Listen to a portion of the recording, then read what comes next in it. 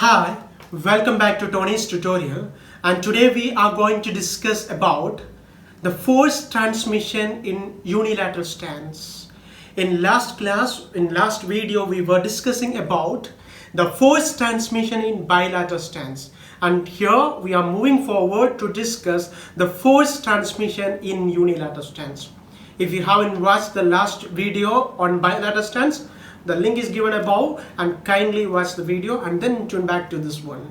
So let us discuss about unilateral stance.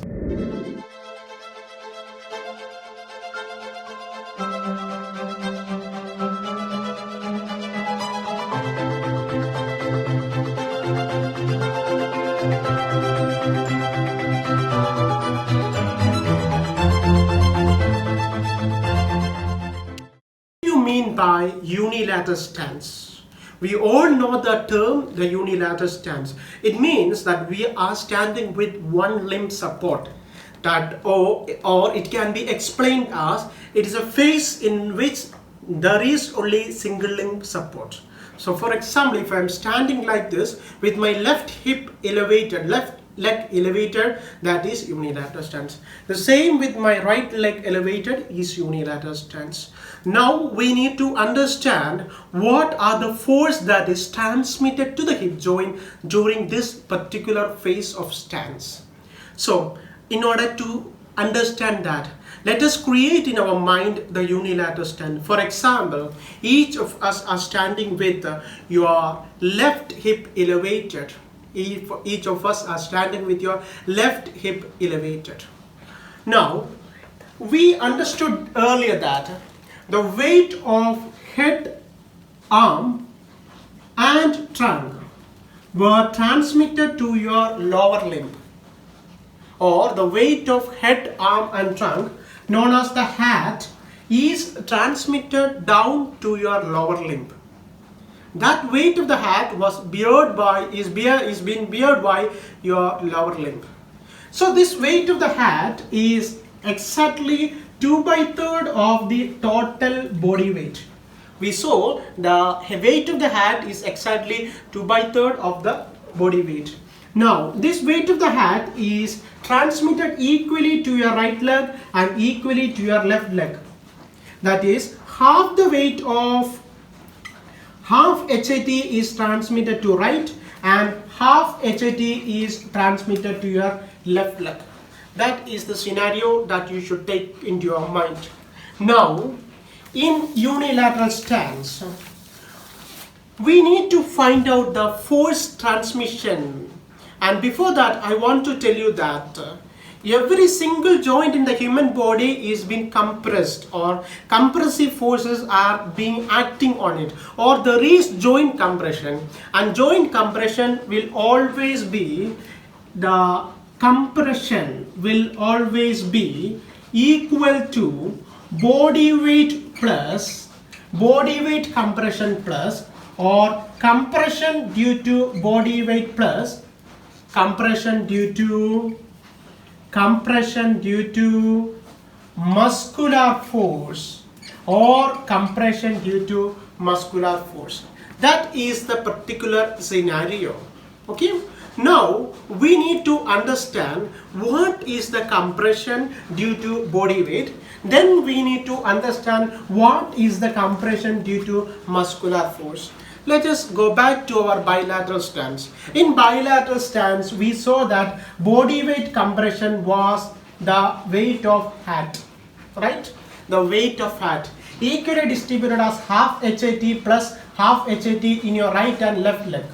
Right leg in your left leg.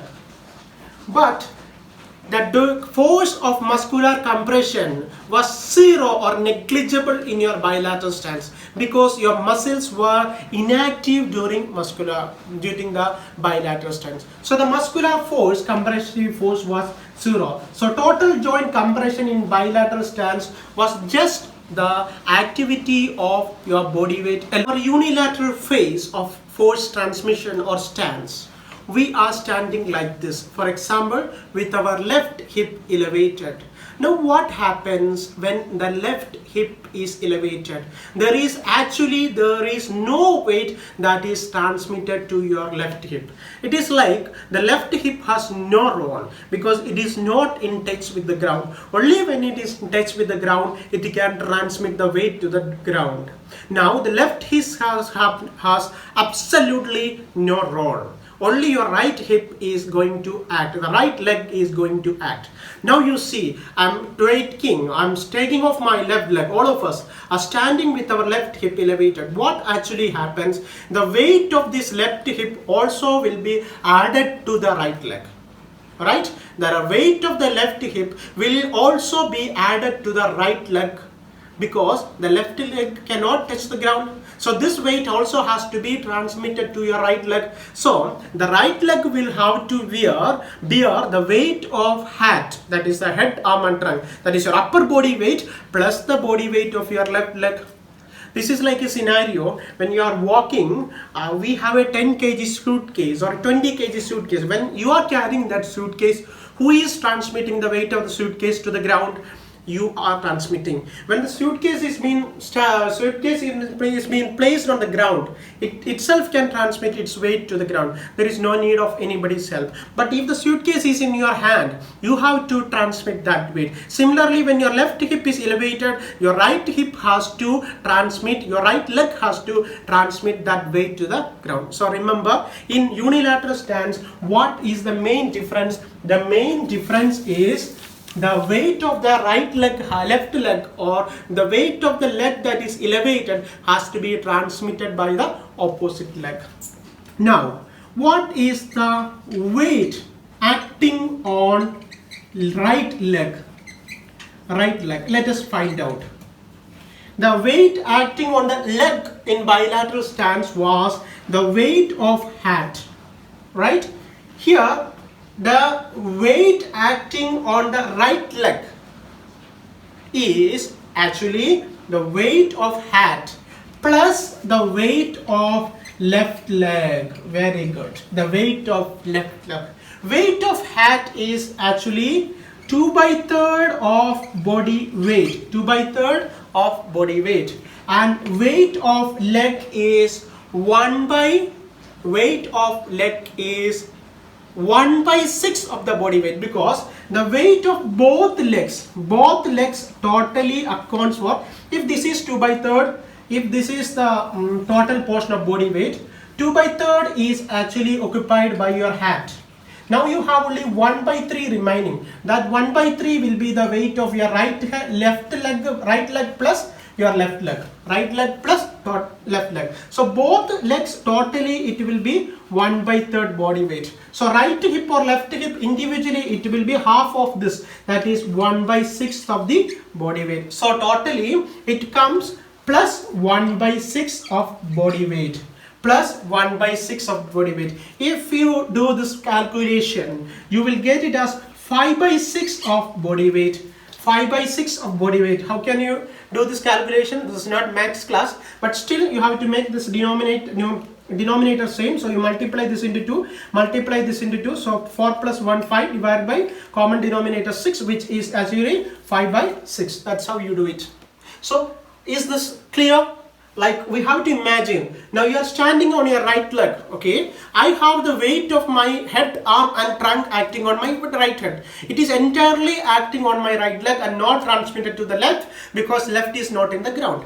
Plus, I have to carry this burden of this left leg also. So this weight also will be added to my right leg. So totally the weight on my right leg or the leg on the ground will be the weight of head, arm and trunk plus the weight of opposite limb. Weight of head, arm and trunk is 2/3 the body weight. Weight of opposite limb will be totally 1/3. That's half is 1/6. So totally it becomes 5/6 the body weight. Totally it becomes 5/6 the body weight. Now let us imagine 5/6 the total body weight will be the weight that is transmitted to your right leg in unilateral stance. Let us imagine a situation. For example, a person is having a body weight of 120 pound or 120 kg, whatever it is, no problem. What will be his hat weight? Head weight is 2/3 body weight, which is equal to 2/3 into 120, which you get as 240/3, which is 80 Newton. So 80 LP. So the weight of your head, arm and trunk, or your weight of your upper limb will be 80. Now what is the weight of your lower limb, which is 1/3? 1/3 into 120, which is actually 120/3, which is 40 Newton. See, total 80 plus this 40 adds as 120.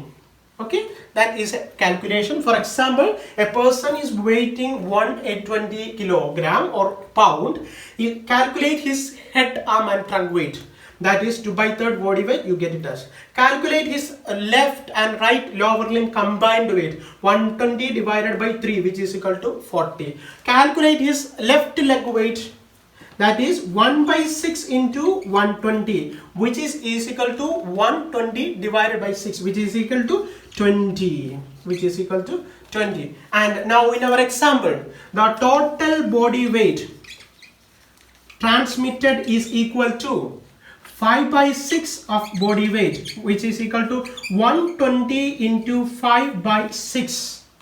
120 into 5/6. You get it as 100 Newton, 100 pounds, which you get it as 100 pounds, 600/6, which is 100 pounds. So in this situation, when you are standing with your one leg elevated, why is it difficult? Why do we go for a fall? It is because you are going to transmit 100 pounds, that is more than 80% of your body weight to your single leg itself. This leg has to bear that complete weight.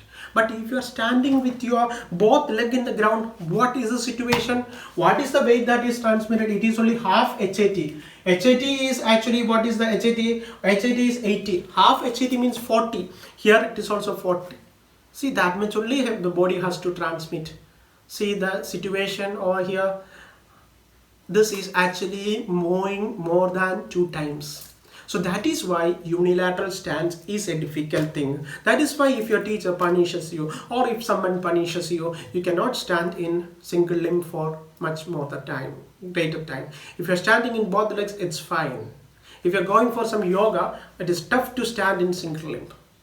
Now, that is the first thing that you have to understand. The total body weight in unilateral stance will be 5/6 that of the body weight. This body weight is producing the compression. So the body weight compression due to the joint compression due to body weight is 5/6 of the body weight. That means 100 Newton compression this is going to be of. Right? Yes. Don't think that this is over, because we just saw compression due to body weight. Fine, we done it. We're done with it. Now we need to understand what is the total compression. Total compression is not just the compression due to body weight. Total compression is compression due to body weight plus compression due to muscular force. Right? Compression due to muscular force. Now, we are going back to our example. For example, if I am standing like this with my left hip elevated, all of you can try this with me.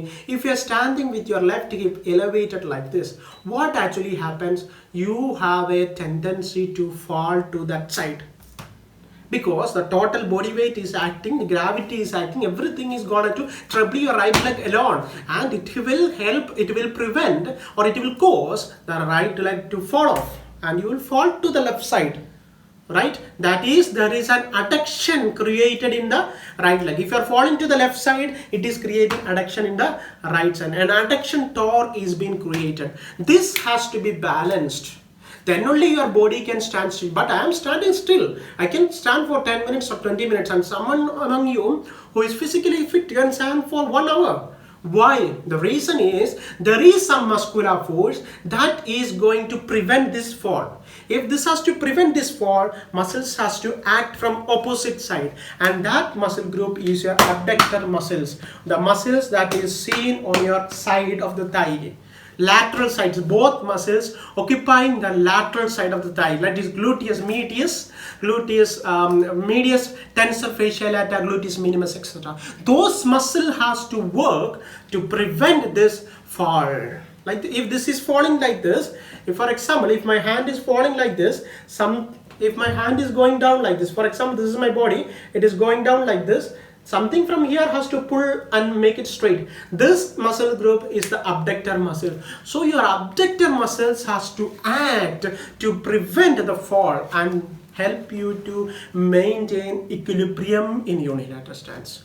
We have equilibrium in bilateral stance. This is the equilibrium in bilateral stance. This is the equilibrium in unilateral stance. So to maintain that equilibrium, your abductor muscle has to act.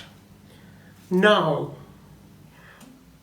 how much should our abductor muscle act?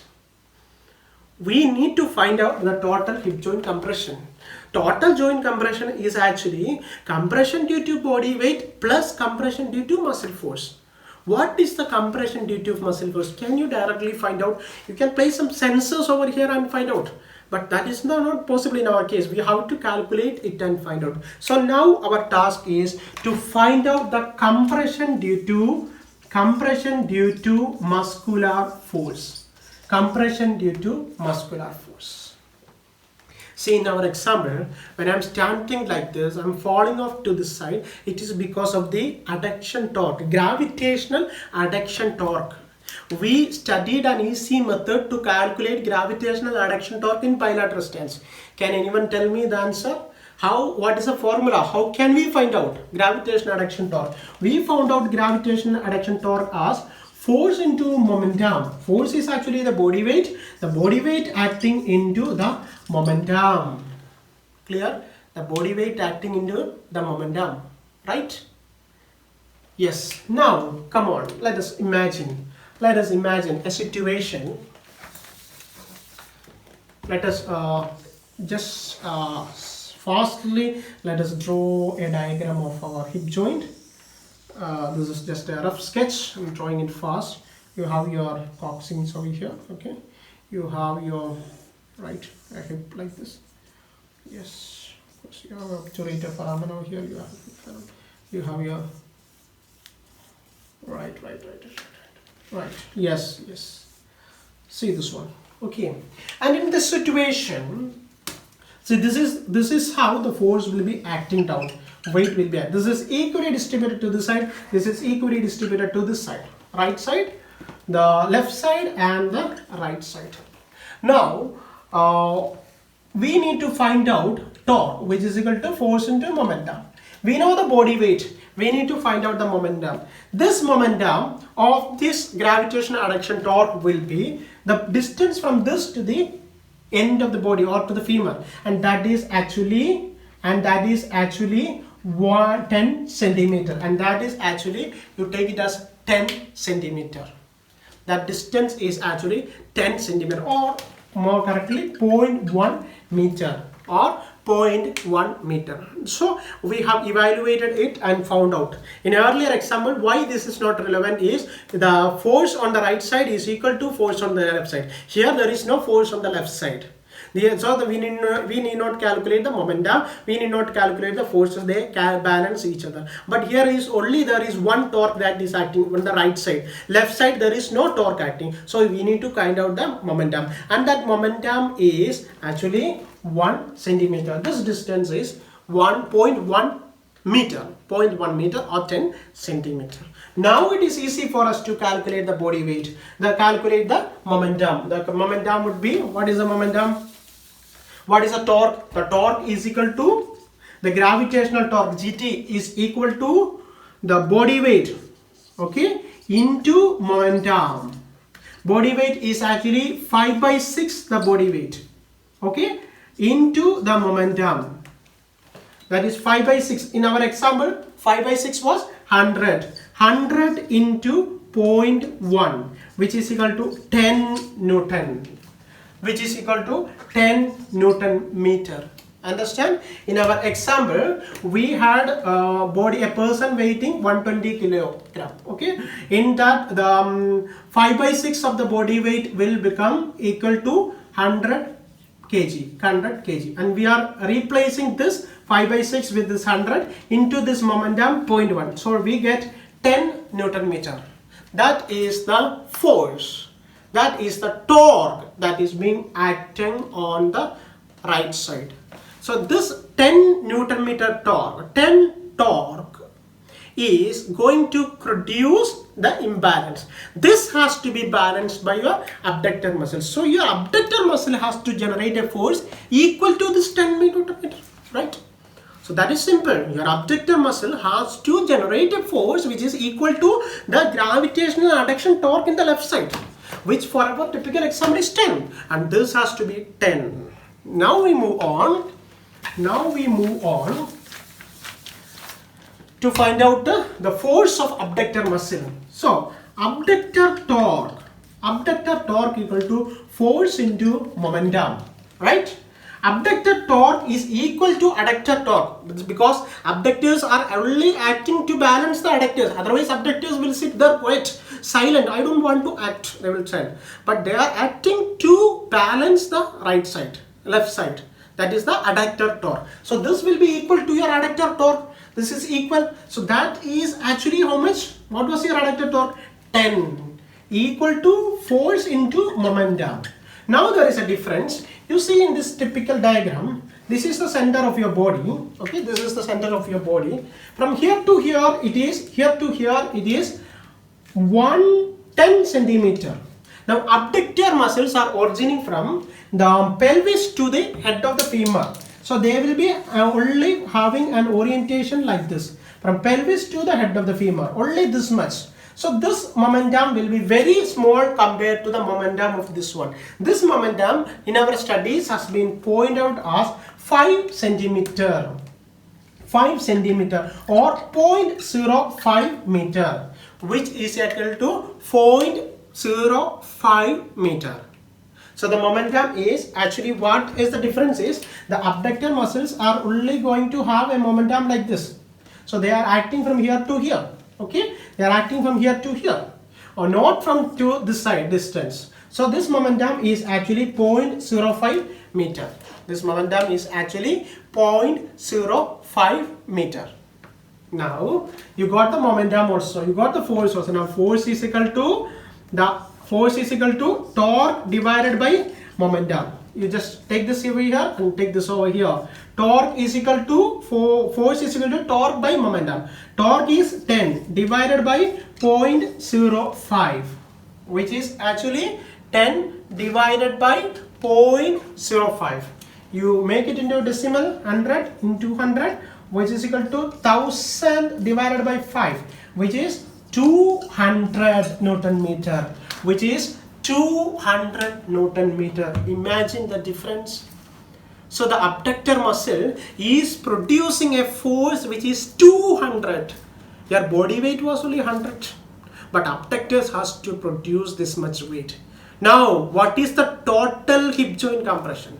Total compression is compression due to body weight and compression due to muscle. Remember last class I told you, when your biceps is acting like this, your biceps is actually producing compression inside the hip elbow joint.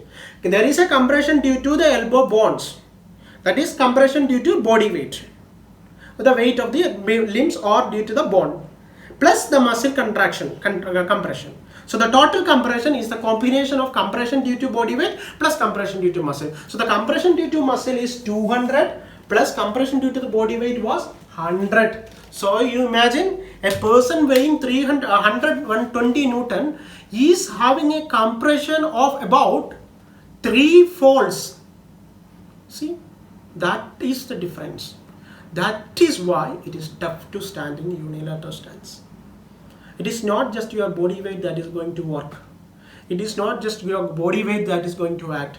It is your body weight plus the body weight, the weight or due to the compression due to the muscular force. So totally there will be such a large force that is going to act in your hip joint. And that is why your hip joint is having a lot of chance of injuries. That is why your hip joint is constantly under pressure. So many or numerous arthritic and other pathological changes can happen in your hip joint, because the hip is subject to such large compressive force, and no other part in the body is subjected to such large body weight, such large compressive force. So in unilateral stance, there is about threefold increase in the compression in the hip joint, and that causes lot of problem. But let me ask you, why do we study about this? Because only if you study about this, you are able to rehabilitate a patient. For example, you have an ebony amputation. You have to design the you have to design an artificial limb. You have to do this calculation. You have to find out the force that is transmitted. Then only you can design it. For example, if a prosthetist is designing a tool or a limb support, then he have to take into consideration all this. When you are training an athlete, you need to enhance his performance after an injury. You have to make this consideration. You have to train your abductors in such a way to resist or take up these loads. For example, this is normal unilateral stance. What about in unilateral stance you are going for a kick? As in football, this will it will manifest the compression. So you need to train this in exact manner. That is why this topic is important, not just to make biomechanics stuff or make it look like a troublesome task, but this is why. And you are going for a long jump or a high jump, a person is going for hurdles, this force is going to act. You have to calculate this. So as sports biomechanists, sports physios, you need this. So understand this with a clear mind. You have an example in biomechanics test with 825 Newton as the body weight. You can just do the calculation with this one and just let me know what you are getting. You will get the correct answer, because there is nothing trouble. You just want to understand the essence of this one. If you understand the essence, it is simple. So stay tuned, and we will see in the next class with what changes can we do in this unilateral stance to reduce the compression. Always we don't want this compression, we don't want much burden. Same, our hip also do not want much burden. What can we do to reduce this compression? We will see that in the next class. We will see that in the next video. Definitely we'll see that. Until then, stay tuned, and if you like my video, please hit the like button and subscribe to my channel. The link is given below. Okay, thank you.